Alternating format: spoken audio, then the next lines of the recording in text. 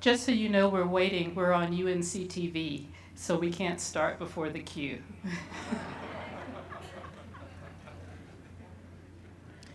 We have the honor this afternoon of having the President of the University of North Carolina, Thomas W. Ross, presiding at this event. You may be seated.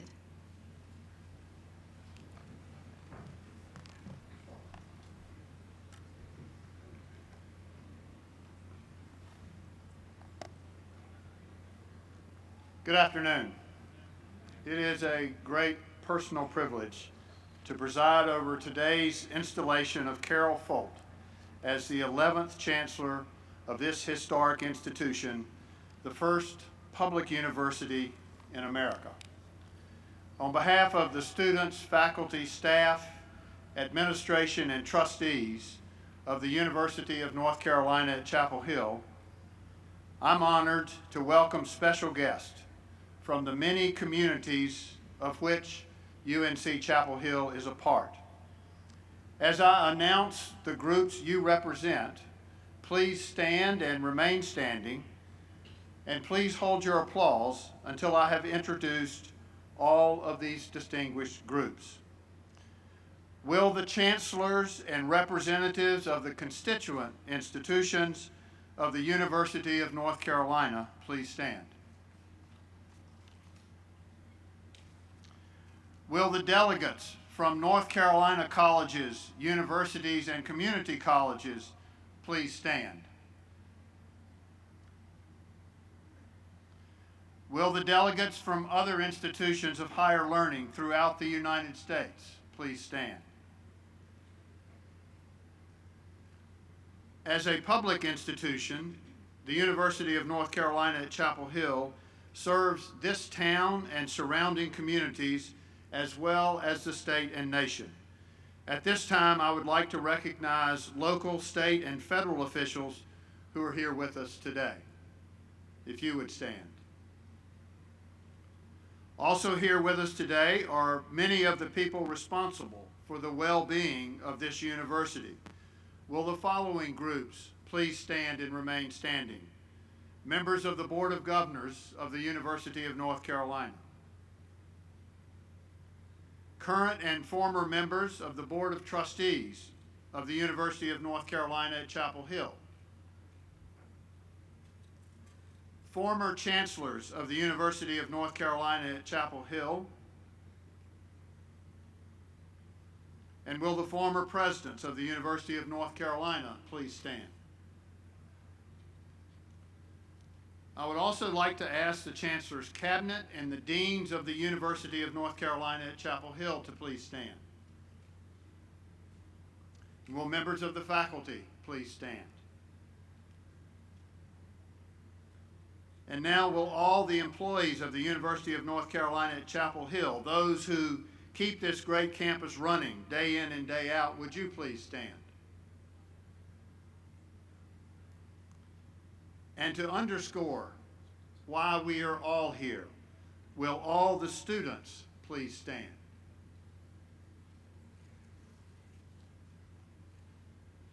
Like me, many of you have had your hearts and minds forever changed by this special place, a place we call the University of the People. You have come home to this very special University Day celebration. Will all Carolina alumni please stand?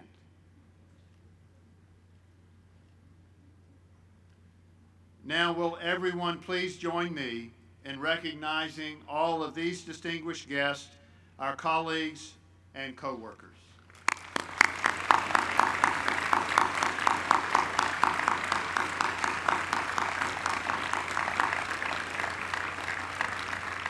Thank you, and you may be seated. Chancellor Folt, all of us who love and support UNC-Chapel Hill wish you the greatest success as you lead this university in the years ahead. To bring greetings from the citizens of our state, it is now my honor to welcome the Governor of the state of North Carolina, the Honorable Patrick McCrory. Governor McCrory. Thank you, Tom. Boy, even on a cloudy day, we're in a piece of heaven right here in Chapel Hill. Tom Ross, you're doing an outstanding job. Thank you very much. And one of the great jobs that you and your board and this great trustee board here at Chapel Hill is you picked a class act for your new chancellor. In fact, on one of her first days, she made a point of coming to the governor's office.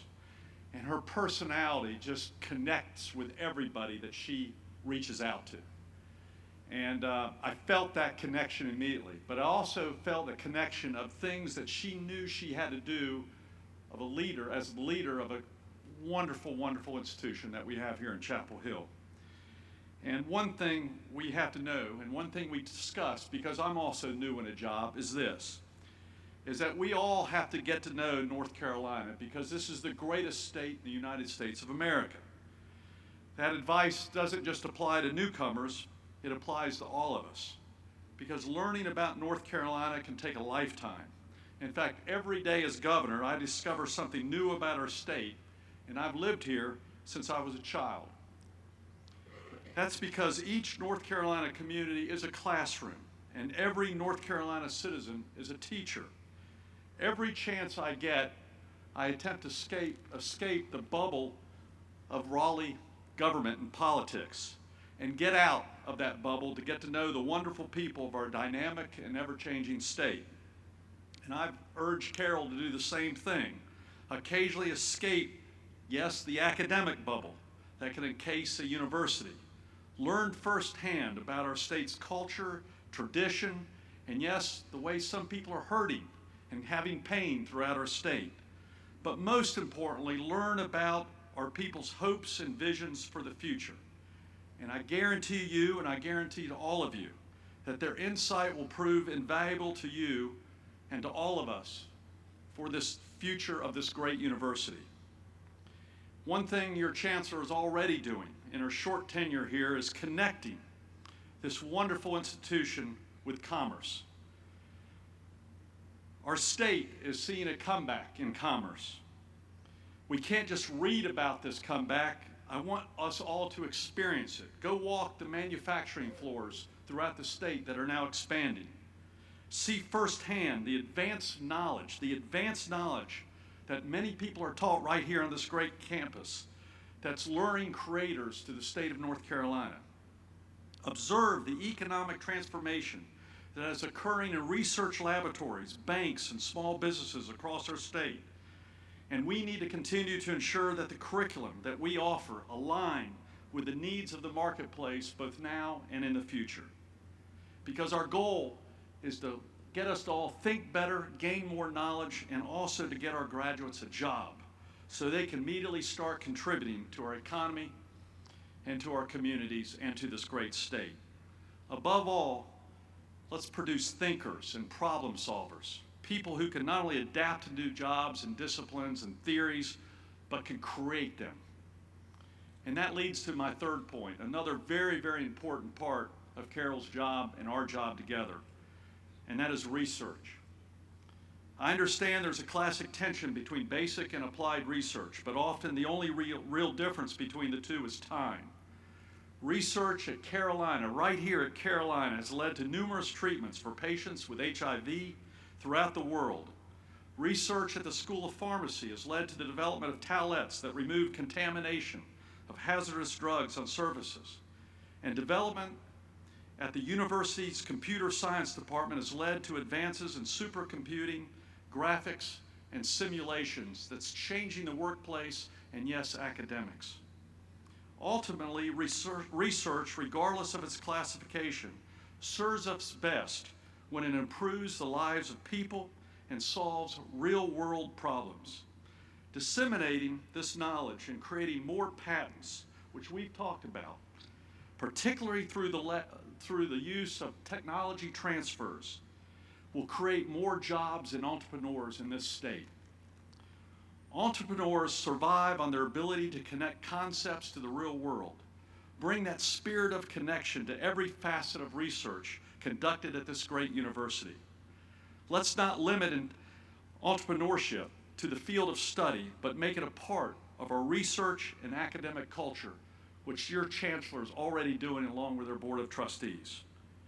Chancellor Folt, you have taken the reins of one of the most respected universities in the world.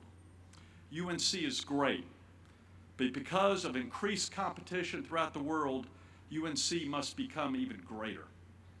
This university, since the day it accepted its first student in 1795, has always been committed to serving the people of North Carolina by preparing them to fulfill their potential.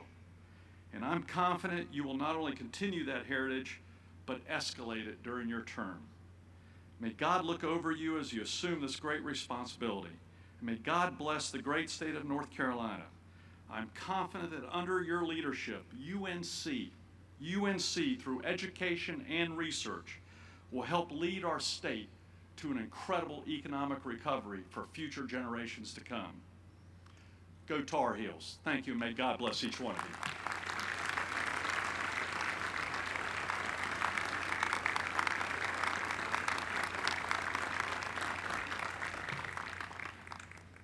Thank you very much, Governor McCrory.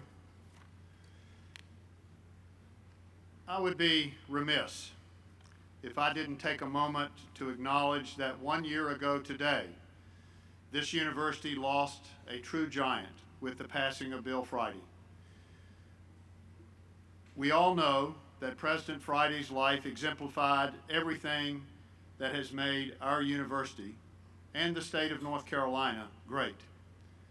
And believe me, I still feel his watchful eye and hear his wise words each and every day. And I know that if he were here with us on the platform today, he would pledge his full support to Chancellor Folt and would urge all of us to preserve and protect the great university that he and generations of North Carolinians have helped build. We are delighted to have with us today members of Chancellor Folt's family to share this special day with her. In particular, I want to recognize her husband, Dr. David Pert, who is here, and their children, Noah and Tessa. If you could please stand so that we can recognize you. Please join me in welcoming Chancellor Folt's family.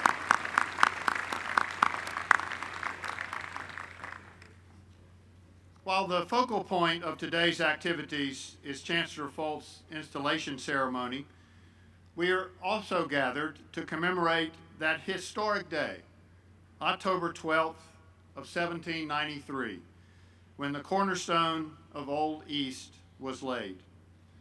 Some 220 years later, we can look back, reflect on the academic, scientific, and personal achievements, and acknowledge that Carolina's current success builds on the sound decisions and extraordinary investments that were so wisely made by our forebears.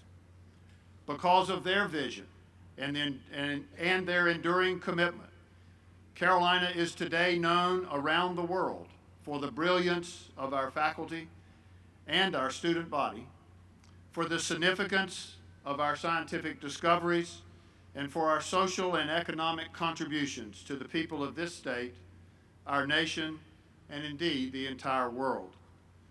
So it is fitting that you have chosen this day to recognize outstanding individuals who have dedicated their time and talents on behalf of their alma mater.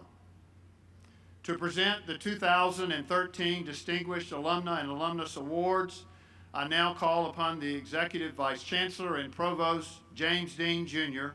and Professor Joseph Farrell, Secretary of the Faculty.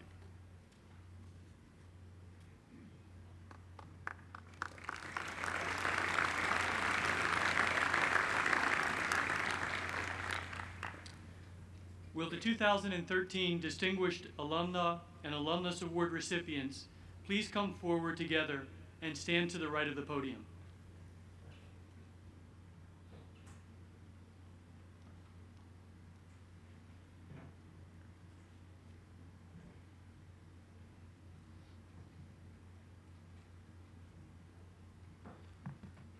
I have the honor to present Stuart Bondurant, who receives the Distinguished Alumnus Award for Outstanding Accomplishment in Higher Education and Medical Research. After residency and research training, Stuart Bondurant served in the U.S. Air Force, where his research established limits of human intolerance to accelerations of space flight. From a faculty position at Indiana University School of Medicine, he was recruited to the National Heart Institute of NIH, where he led the establishment of the first national program of myocardial infarction research. In 1979, he joined UNC as Dean of the Medical School, in which post he served until 1994, and again from 1996 to 97. In North Carolina, his achievements in improving health of the public were driven by the School of Medicine's expansion, diversity, and quality of its patient care, teaching, and research programs across the state. Bondurant Hall, the home of the School of Medicine, is named in his honor, and he continues to serve as Dean Emeritus.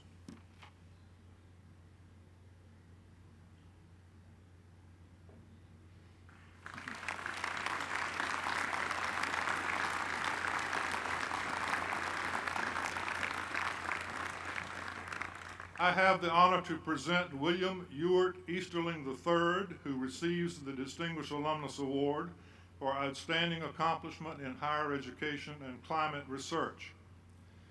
Bill Easterling is Dean of the College of Earth and Mineral Sciences at Penn State. Upon completion of his doctorate in geography at Carolina, he was awarded a Mellon Foundation Fellowship with the National Research Council, where he assisted with production of the groundbreaking National Academy of Sciences report, Changing Climate. Easterling joined Penn State's Geography Department in 1997 as Professor of Geography and Earth System Science, and assumed responsibilities as Dean on July 1, 2007. He is an internationally recognized expert on how global warming likely will affect the Earth's food supply, and was one of the coordinating lead authors of the United Nations Intergovernmental Panel on Climate Change report that led to a Nobel Peace Prize.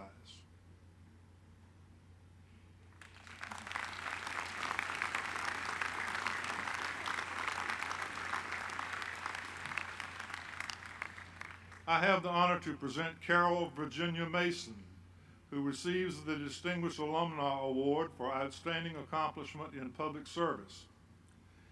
Carol Mason currently serves as United States Assistant Attorney General for the Office of Justice Programs.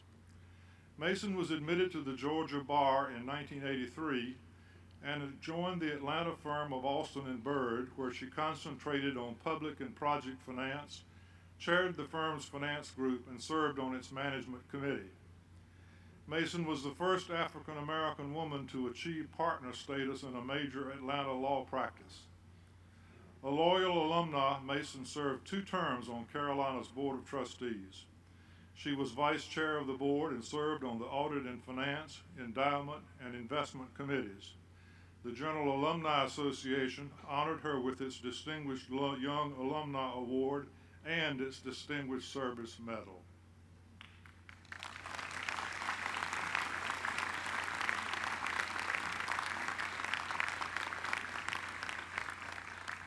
I have the honor to present Todd Lincoln Miller, who receives the Distinguished Alumnus Award for Outstanding Accomplishment in Environmental Protection. Todd Miller is the founder and executive director of the North Carolina Coastal Federation, No Wetlands, No Seafood. Since 1982, the Federation has worked with all 20 of the state's coastal counties to take an active role in the stewardship of North Carolina's coastal water quality and natural resources. The Federation has protected and preserved and restored more than 50,000 acres of coastal waters and habitats, helped North Carolina to adopt some of the most effective coastal management safeguards in the nation, and recruited thousands of students, coastal residents, and visitors to become directly engaged in coastal stewardship products. His honors include the Old North State Award from the Governor of North Carolina and the National Wetlands Award from the Environmental Law Institute.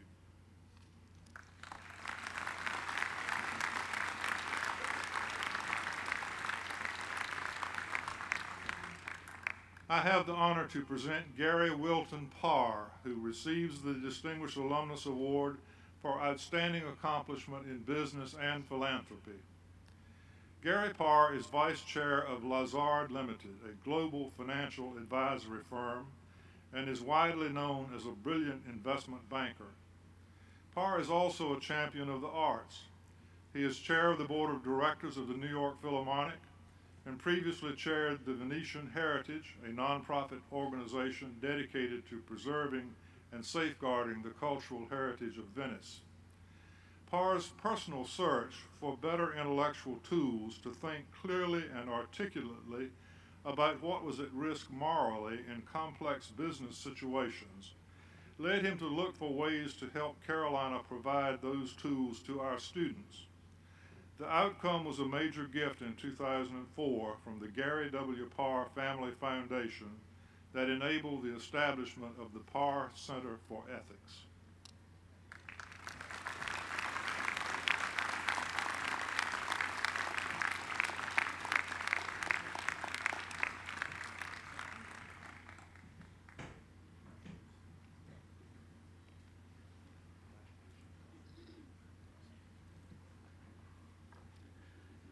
The Edward Kidder Graham Faculty Service Award recognizes a member of the faculty whose work exemplifies the university's mission of service to the state of North Carolina, the nation, and the world. The award calls to mind President Graham, who led the university to embrace public service and to make the state and all its practical problems a legitimate field of study. His directive is carried out today through the university's modern mission to extend knowledge-based service worldwide. This year's recipient is Bruce Arthur Cairns, who is John Stackhouse Distinguished Professor of Surgery and Director of the North Carolina Burn Center. Will Bruce Arthur Cairns please come forward?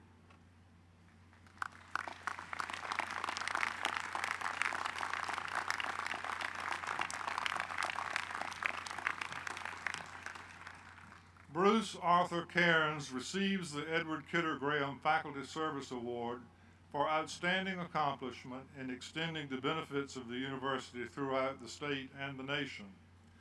From the beginning of his Carolina career, Cairns has been associated with the North Carolina J.C. Burn Center. He has been its Director of Research since 2003 and its Medical Director since 2007. The Burn Center is truly one of Carolina's priceless gems, a comprehensive unit founded to provide a needed service to help make the campus coextensive with the boundaries of the state as envisioned by President Graham so long ago. The Burn Center is consistently rated as one of the top burn units in the nation, and Cairns himself was identified in 2012 by U.S. News and World Report as among the top 1% of doctors in his specialty.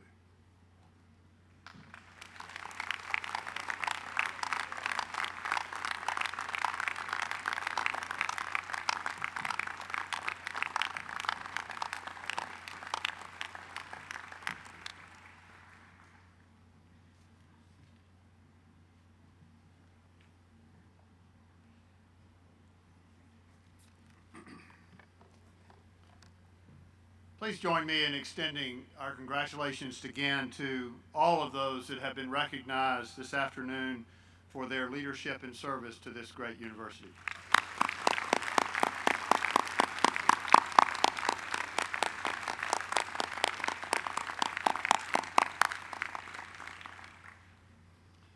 It is now my pleasure to welcome other members of the platform party to bring greetings on behalf of the many constituencies that make up this great university. I will introduce them all before they come up, and they will speak in this order. Representing the Board of Governors of the University of North Carolina, Chair Peter Hans. Representing the Board of Trustees of the University of North Carolina at Chapel Hill, Chair Lowry Caldwell. Representing the faculty, Faculty Chair Jan Boxall.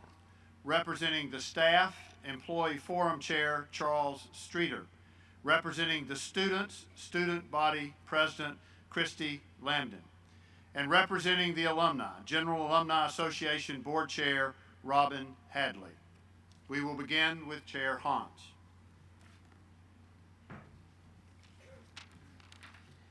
Several months ago, the UNC System Board of Governors unanimously elected Carol Folt as the new chancellor based on the recommendation of President Ross. We did so with the hope of a new beginning, a renewed commitment to the timeless principles which made this public university one of the very finest in the world.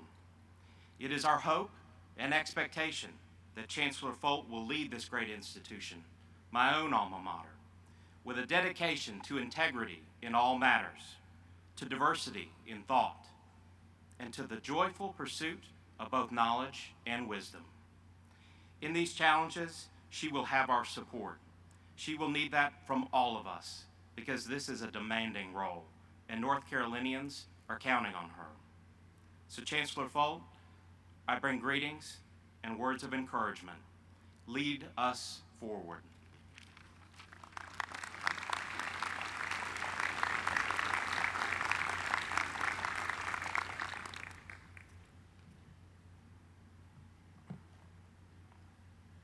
Welcome, President Ross, Chairman Hines, Governor McCrory, distinguished platform members, faculty, students, staff, alumni, and guests.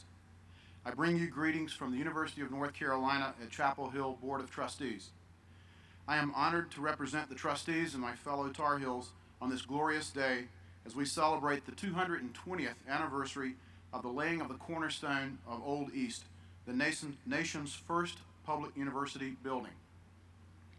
University Day is a time for us to reflect on Carolina's past, and a time to celebrate not only the laying of the cornerstone of this university, but the laying of the cornerstone for all of the public higher education in America.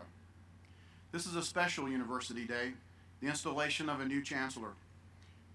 It inspires us to look forward, to recognize our past leaders prepared us for the future, and to gladly welcome a new leader who will boldly carry us to even greater achievements ahead. I have had the opportunity to work closely with Carol Folt nearly from the moment she was named as Carolina's 11th Chancellor. I speak for the entire Board of Trustees when I say that we are impressed by the speed with which she has grasped the essential values of our university and are energized by her plans for our future. Today we reflect on Carolina's diverse and exceptional history of teaching, research, and service to our state, our nation, and our world. The future holds great challenges, but under Chancellor Folt's leadership, Carolina will meet those challenges. We will continue our historical mission and expand our reach and our impact throughout North Carolina and the world. Thank you.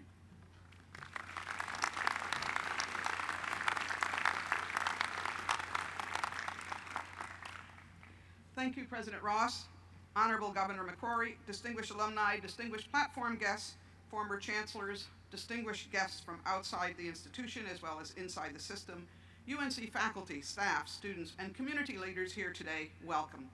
As chair of the faculty, I feel privileged to greet you on this 220th anniversary of the founding of the University of North Carolina at Chapel Hill for the installation of our 11th chancellor. Chancellor Folt, welcome to the Carolina family. Judging from your first 100 days, I am confident that we chose the right chief executive. Your energy and commitment to learn about North Carolina, as Governor McCrory already said, not only brings fresh eyes and creative ideas to old problems, but serve to restore our faith in the Carolina way and our commitment to holding ourselves to the high standards we are proud of. Congratulations and thank you.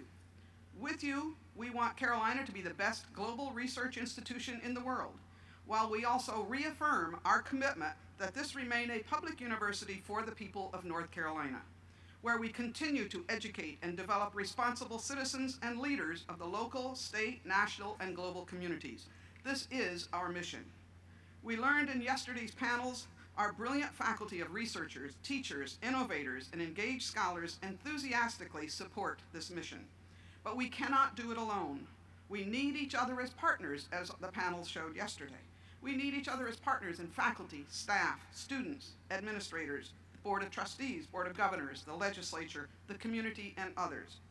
We are a community of individuals and units with shared ends who enjoy and develop one another's excellences as each of us enjoys and develops our own, all with the aim of developing a culture of excellence. So on this University Day, we the faculty thank you and stand with you and each other as we commit to this partnership with renewed energy and excitement for the opportunities that lie ahead under your leadership. We are Carolina, and we are all Tar Heels. Thank you.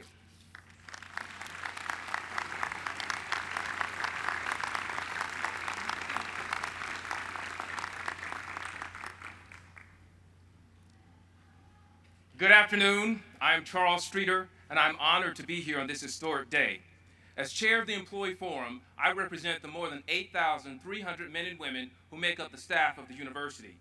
We, the staff, work tirelessly on the day-to-day operations of our institution, from the beautiful landscaping and grounds work, the clean and welcoming buildings and residence halls, all the way to the technological infrastructure, systems, and software applications. We do it all. We are also educators, as we teach students about life. When they are not in the classroom, they are learning from us, as they are being leaders of student organizations, learning about wellness, deciding on their careers, discussing their issues. We are in a period ripe with issues, and we, the staff, are eager to discuss them with you, Chancellor, and work with you on solutions.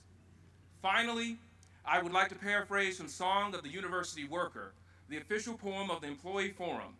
To the faculty and students I say, today we marched and sit behind you. In an emergency, we go before you. Chancellor, in important decisions affecting the university, we should always be beside you. And in your efforts to continue to make this university great, we are always with you. Chancellor Folt, on behalf of the staff of the University of North Carolina at Chapel Hill, I say, welcome to Carolina.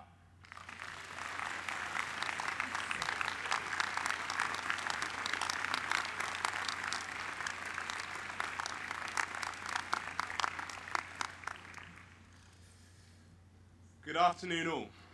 My name is Christy Landon and I'm serving as the student body president representing all 28,000 students here at Carolina.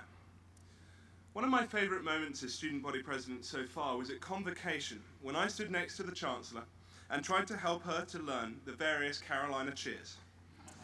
A first year in her own right, the Chancellor quickly caught on. Over the course of the last 3 months, I've had the honour of being able to get to know and work with Chancellor Folt. I've already been inspired by her passion, enthusiasm and commitment to Carolina and its students. Over the first 100 days, I've seen Chancellor Folt's approach of gathering input and feedback from all parts of the campus on major issues that the university faces. And I appreciate that she has taken the time to listen to the student population on a variety of issues. I know that students who have met with Chancellor Folt are excited by her energy, and I have no doubt that those who have yet to meet her will be as well. So Chancellor Folt, on behalf of the student population, thank you for everything you've already done. I can't wait to see everything that you do for Carolina. Welcome to Carolina, and welcome to the Tar Heel family.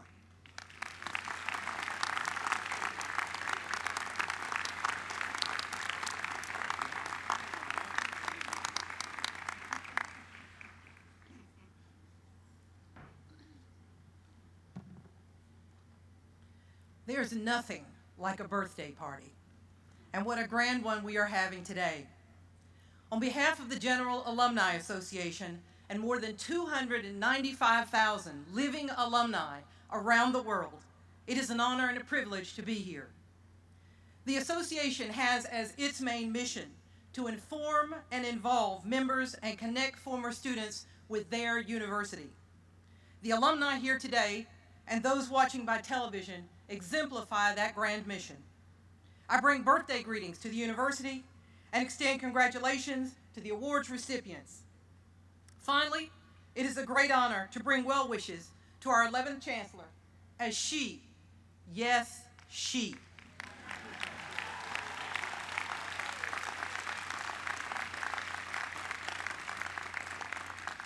sets sail on this journey to take our nation's first public university to greater heights in its 220th year.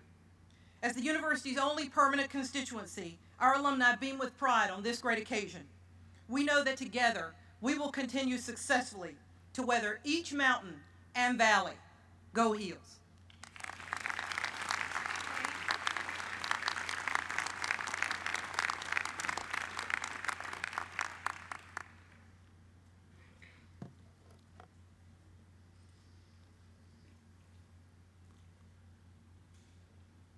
For more than 200 years, the state of North Carolina has recognized the importance of higher education in improving the lives and well-being of its citizens. Over that long history, the University of North Carolina has achieved national prominence for the quality of our programs and the loyalty that binds the people of this state to their public university. I'm enormously proud that this special relationship, this bedrock belief in the transforming power of education, all began right here on this very spot. We now turn to the formal installation of Carol Folt as the 11th Chancellor of this great institution. Today's ceremony is a symbolic compact between you, the faculty, staff, students, alumni, and trustees, and your new Chancellor. During the Chancellor search process, I spoke with some truly stellar candidates. But when I asked Carol Folt the first interview question, I knew she was the right person to lead Carolina. I knew because I could see in her eyes a genuine passion for students and public higher education, for the future of this state and this country. In her first 104 days, she has demonstrated sound judgment, savvy, intellect, energy, wisdom, and empathy, along with a commitment to excellence in all we do. I believe we are very fortunate to have Carol Folt's leadership, her dedication, and her desire to move Carolina forward and upward. I now ask the Honorable Sarah Parker, Chief Justice of the North Carolina Supreme Court, to come forward to administer the oath of office. Chancellor Folt and Dr. Pert, would you please join me at the front of the stage?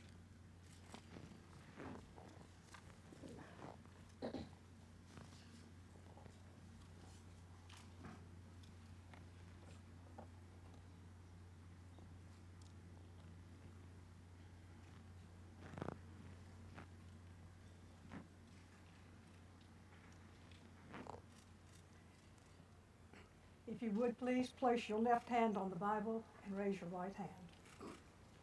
Do you, Carol L. Folt, solemnly swear that you will support the Constitution of the United States? And do you solemnly and sincerely swear that you will be faithful and bear true allegiance to the state of North Carolina and to the constitutional powers and authorities which are or may be established for the government thereof? And that you will endeavor to support, maintain, and defend the Constitution of said state, not inconsistent with the Constitution of the United States.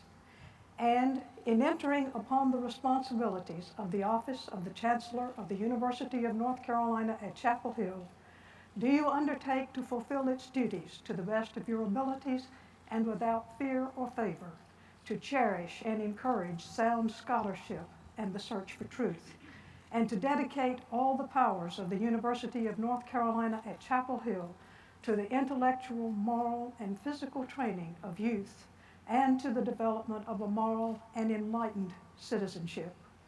Do you further promise to dedicate this university to impartial and sympathetic service to all the people of North Carolina?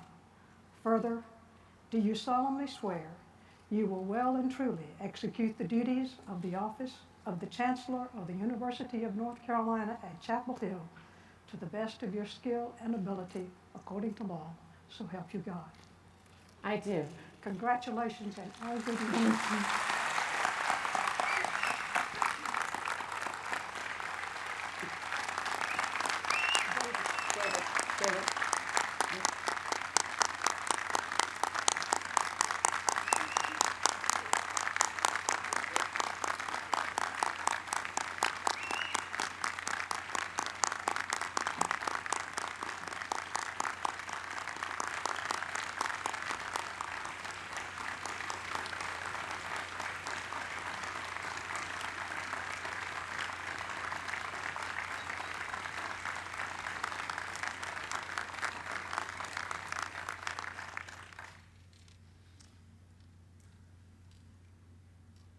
Chancellor, I proudly bestow this medallion upon you in honor of all chancellors who have served the University of North Carolina at Chapel Hill, and as a symbol of the office you have sworn to uphold.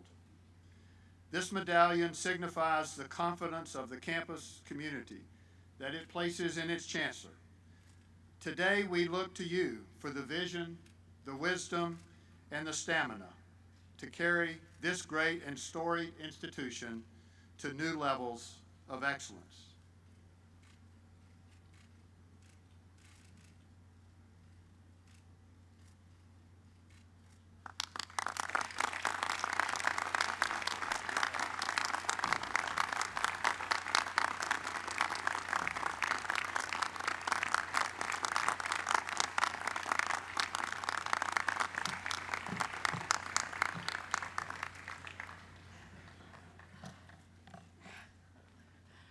Oh boy.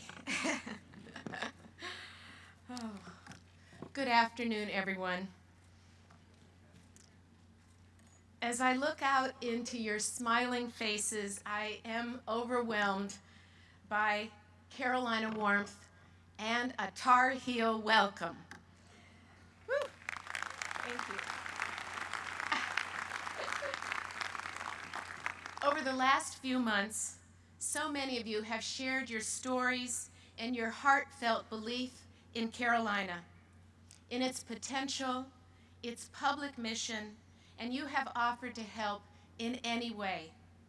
I thank you.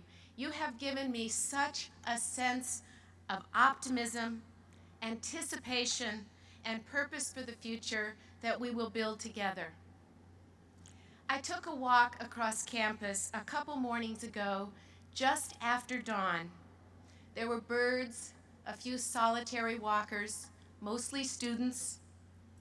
It was quiet, a beautiful, walkable campus, a place to reflect, a place to dream. It was probably one of the only times of the day it ever is quiet. Just an hour later, the campus wakes up, and then it's filled with people going around their business with an energy and a buzz like no other place. I thought, how fortunate am I to be in this special place, working and learning with some of the world's brightest and most passionate people on far-reaching questions, people who have a drive to create, to teach, to learn, and to heal. I thought about our students. Every day, they're present with us with fresh ideas, ever-changing, growing minds, big, wild dreams. They're our own engines of innovation. And I thought about Carolina's ties to the birth of our nation, to lux et libertas, enlightenment and liberty. These ties are so profound that they challenge everyone who comes here to a grander purpose. It is a precious gift to be here, and I am deeply honored to be Carolina's 11th Chancellor, home of the nation's first public university with its legacy of excellence and public service. Governor McCrory, thank you for those wonderful remarks and for upholding the traditions of public education and also for attending my installation today. You were one of the first people to welcome me to the state, and I look forward to many more conversations. Members of the Board of Governors, your belief and in the value of UNC to this state is critical for our success. We appreciate so much your efforts to continue North Carolina's more than 200 years of national leadership and educational innovation. President Ross, you're an inspirational leader and an extraordinary public servant. Thank you for your kind words, wise counsel, and confidence in me. Chief Justice Parker, it's such a privilege to have an alumna with such a vital leadership role in our state here to administer my oath of office. Thank you. Members of the Platform Party and all my predecessors who are in the audience, it is a great honor to be in the company of people who have made such a deep and lasting contribution to this wonderful community. And members of the Carolina Board of Trustees, I'm very proud to work alongside such a dedicated and creative team. Your support for Carolina's traditions of excellence and public service are done with such great purpose and energy. My friends from Dartmouth, so many of you are here today. I see my first honor student, graduate students, colleagues, friends from administration, and from the Board of Trustees. I owe Dartmouth so much, and I carry you and my Dartmouth family in my heart.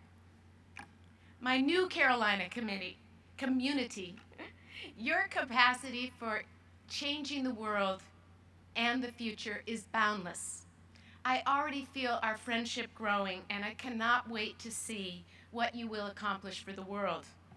In the words of a talented Carolina doctoral student, Claire Fiesler, you have given me the Carolina embrace. And family, friends, they're crying over here. I can't look at them. You know how much I love you. Thank you for supporting me and being here always. Today is Carolina's 220th birthday, continuing from the laying of the cornerstone in 1793. There are other historic milestones. In 1789, the same year that George Washington was inaugurated, the state passed an act establishing this public university. And in 1795, when the university enrolled its first students, Carolina actually earned its creds as the first public university by becoming the only one to award degrees in the 18th century. To fully appreciate that history, we need to put ourselves in the mindset of our founders. Carolina was the dream of people who had been fighting, literally, for their lives, for freedom, and for democracy. They were the survivors of a bloody Revolutionary War that took a terrible human toll.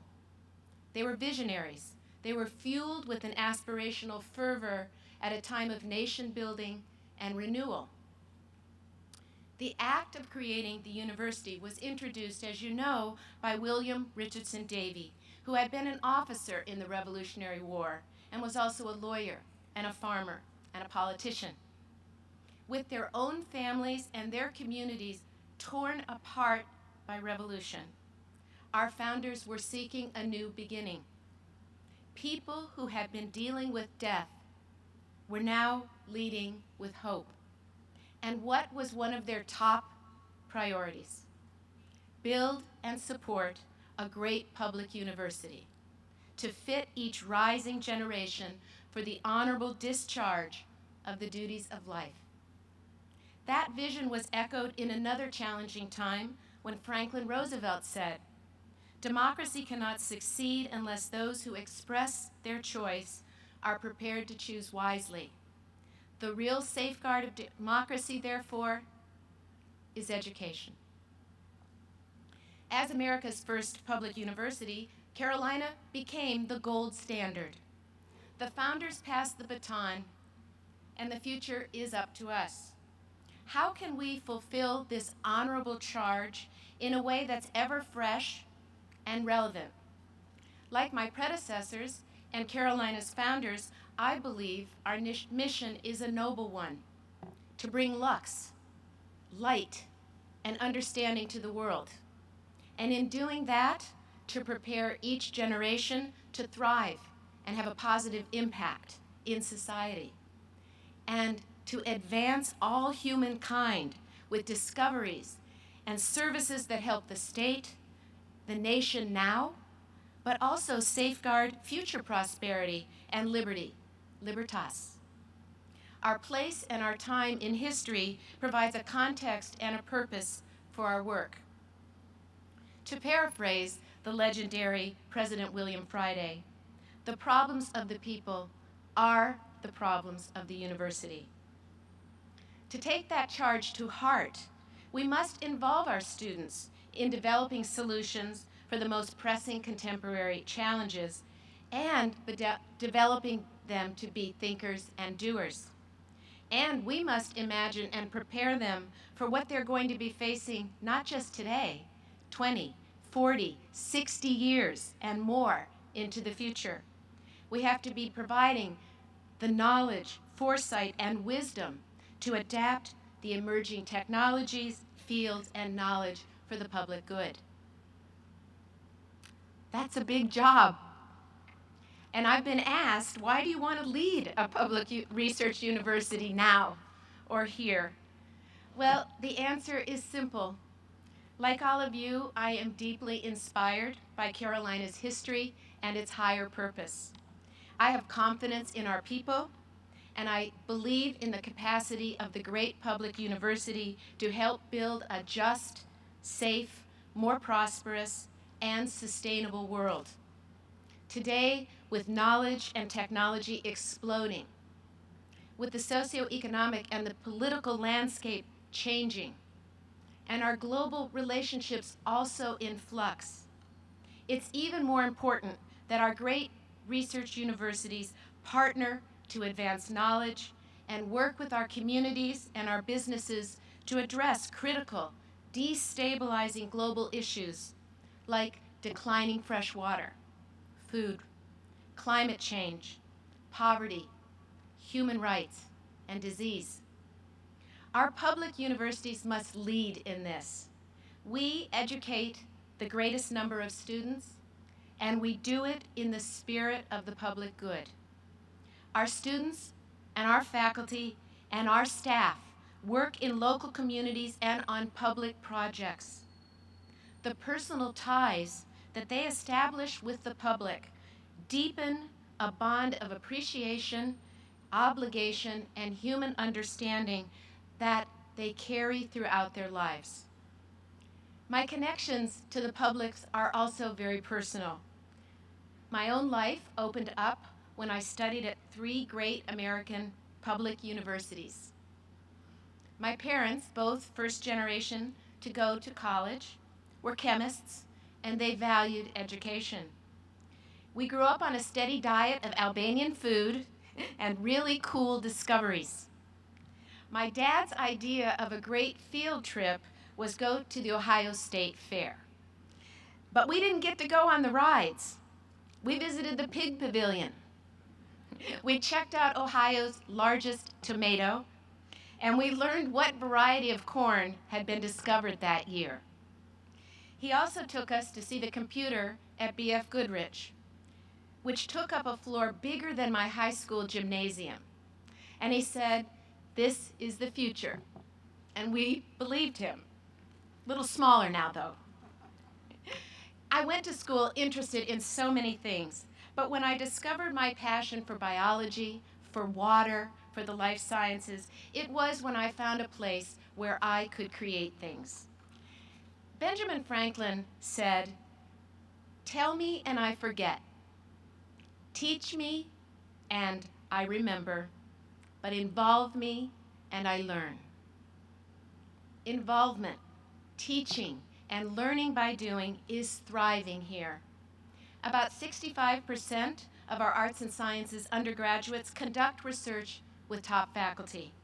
And within a decade of their graduation, 70% will attend graduate or professional school. Our students know what it's like to work side by side with the giants in their fields. These are passionate people making some of the most exciting advances of the day. With this level of involvement, Carolina is expanding the hands-on deck to create the discoveries and the social entrepreneurship that will benefit North Carolina and the world by thousands of additional, agile, creative minds each year. And Carolina is continuing its tradition of reimagining the student learning, what and how we teach. As knowledge grows, there has been a steady progression in the goal and the expanse of the liberal arts. or the liberating arts, as they are called by some. It's moving from providing breadth and depth to ensuring breadth, depth, and practice with a greater focus on experiential learning and creative practice.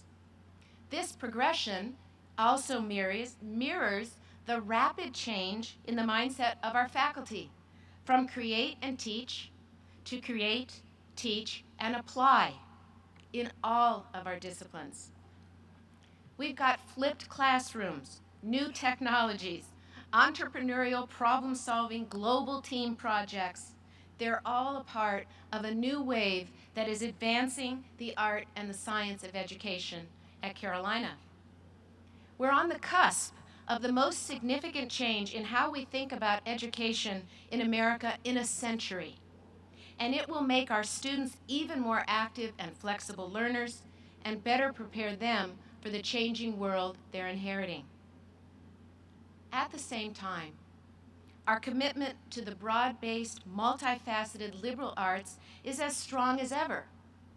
Galileo said, "You cannot teach a man anything. You can only help him find it within himself."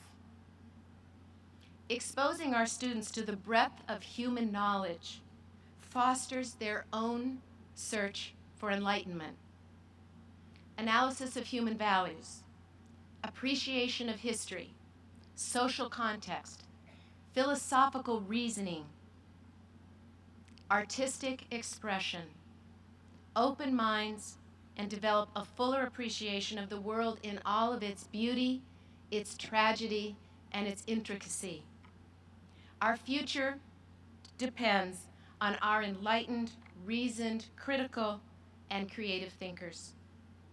It's not surprising that as other nations are seeking to improve their own educational systems, adding the liberal arts is viewed by many in China, India, and elsewhere as the most effective way to increase the creativity and innovation in their business and technology by their own students and in their countries. I've had an amazing listening tour across campus and the state, and I certainly will continue that. And it's been inspiring and it's been instructive. There is such pride in our history. In North Carolina, as the most progressive educational leader in the South, in our medical and educational systems, in the Research Triangle, and in the partnerships that link us with NC State, Duke, UNC Asheville, and the other universities across our system. Collaboration and change thrives here. Carolina has been a major contributor to the explosion of discoveries in science, technology, big data that are sweeping higher education. We're changing in response to the evolving local and national landscapes. We want to help create more high-end jobs and grow North Carolina's knowledge-based economy. We have some of the most outstanding doctors, nurses, public health practitioners, social workers, pharmacists, hospitals, medical centers in the world, and we want and will continue to provide cutting-edge care across the state. We want to increase the capacity of students from underserved communities to attend and succeed at our great North Carolina universities. And we really, truly want to develop a financial model to make our aspirations possible, sustainable, and affordable. What happens here next, and indeed in all of America's great publics, will have an enormous influence in the nation and in the world. Our universities have been the envy of the world for decades. They have given our nation its greatest competitive advantage and protected our liberty since the birth of our country and the birth of the first public. Our future depends on keeping them strong. As Chancellor of this great institution, my mission is to work with you as we chart a forward-looking trajectory for Carolina's future.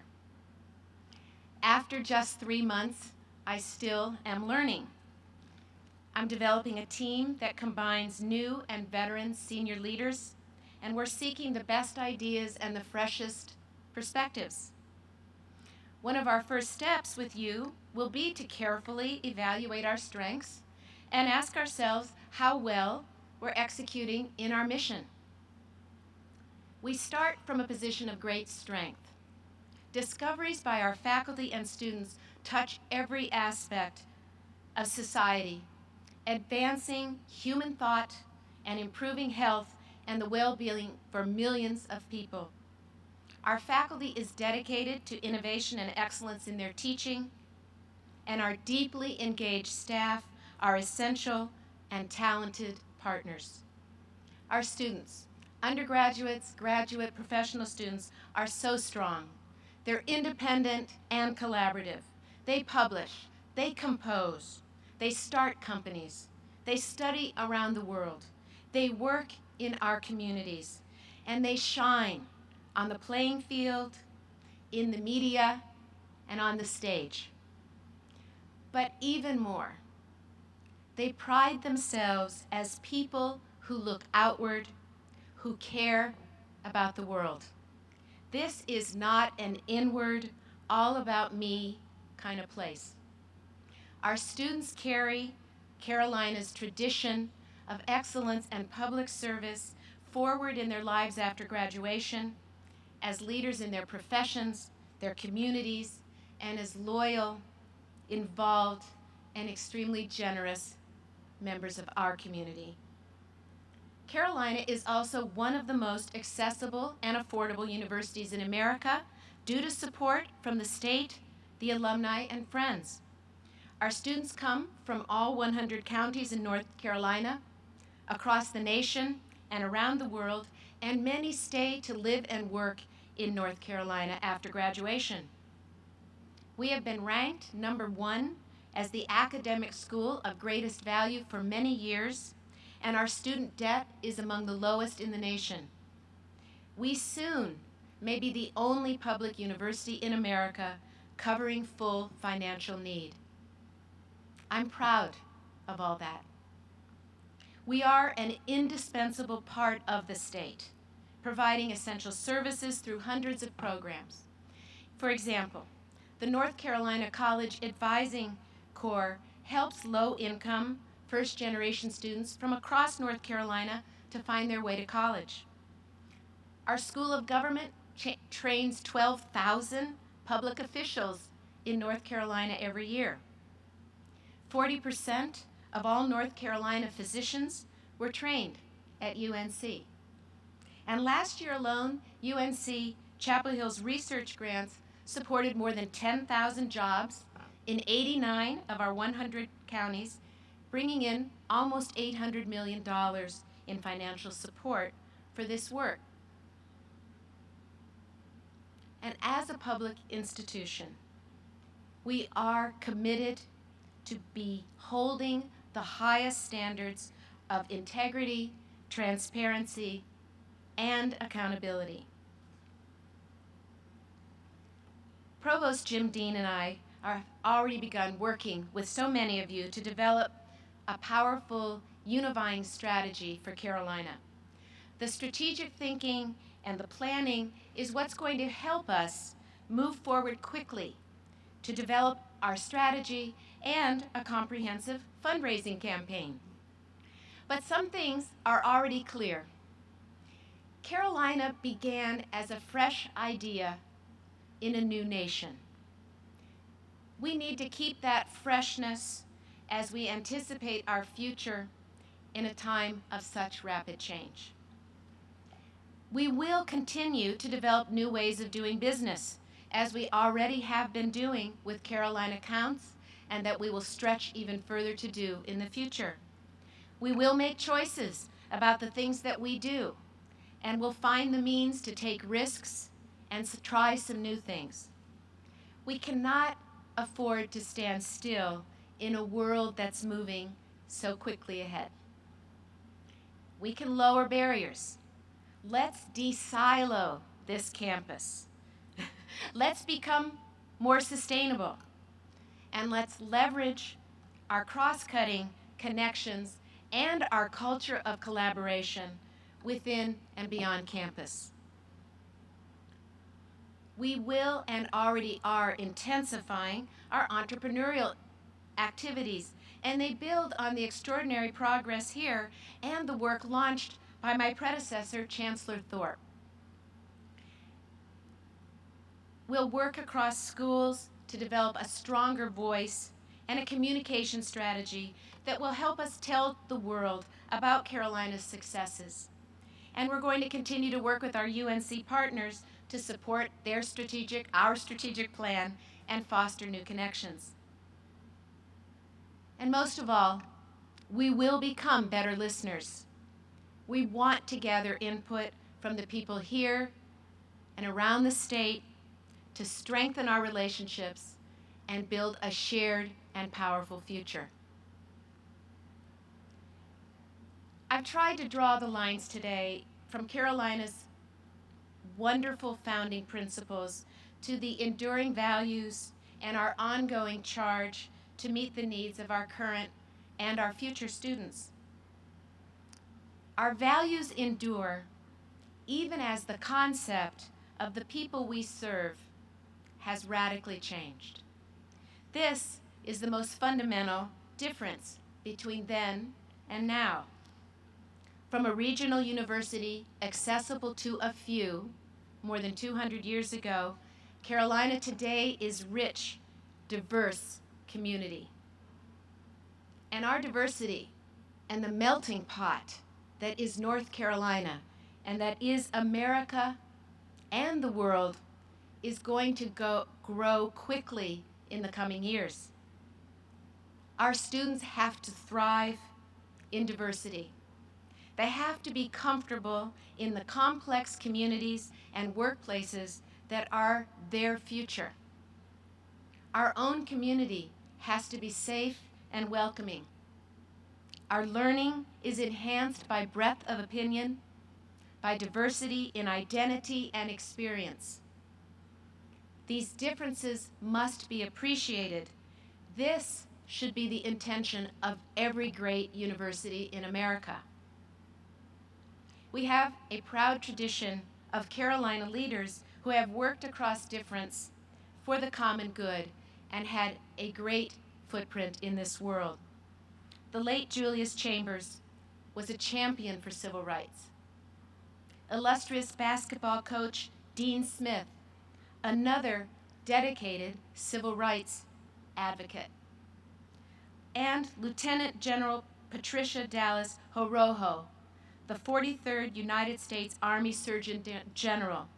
She's career military and the first nurse and the first woman to hold this important national position. They can be models to us all. I believe that Carolina can indeed be the leader in shaping the path for the great public university in America. We can show how you do it, to be the one that preserves excellence and innovation, access and affordability, a deep commitment to the state, and gathers strength to innovate and meet new challenges. It is the privilege of my life to be here. Together, we can make history. Thank you.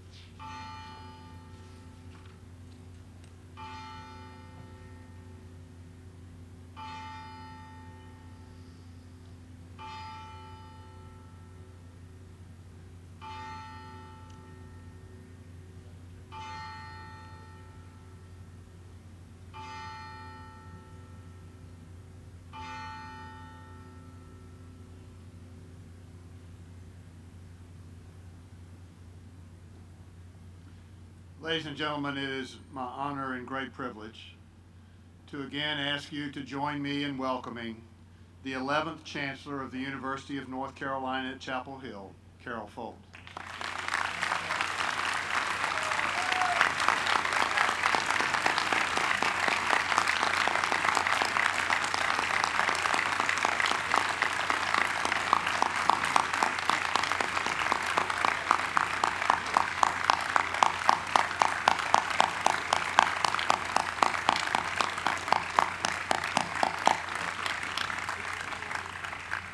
And I would ask you now to remain standing and join us in singing the alma mater, Hark the Sound.